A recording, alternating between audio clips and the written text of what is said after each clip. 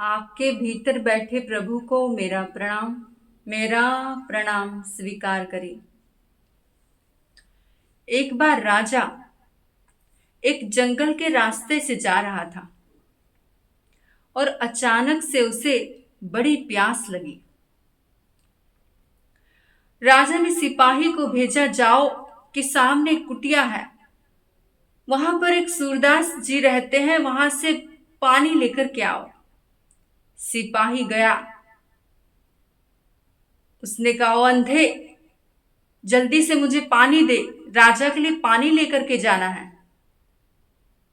सूरदास ने कहा, जा जा, मैं तेरे जैसे सिपाहियों से डरता नहीं हूं, नहीं देता जल, जाओ यहां से।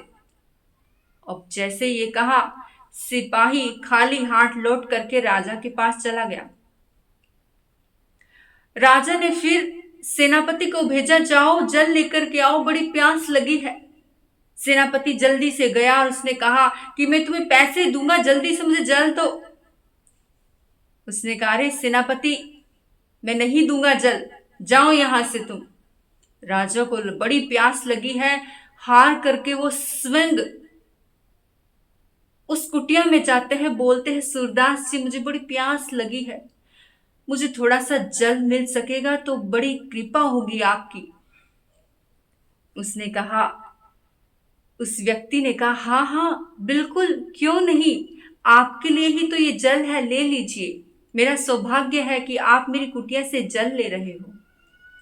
अब राजा ने सवाल किया कि तुम तो अंधे हो, तुम्हें दिखाई नहीं देता, लेकिन फिर भी तुम कैसे जान पाए कि वो सिपाही था, वो सेनापति था और मैं राजा हूं।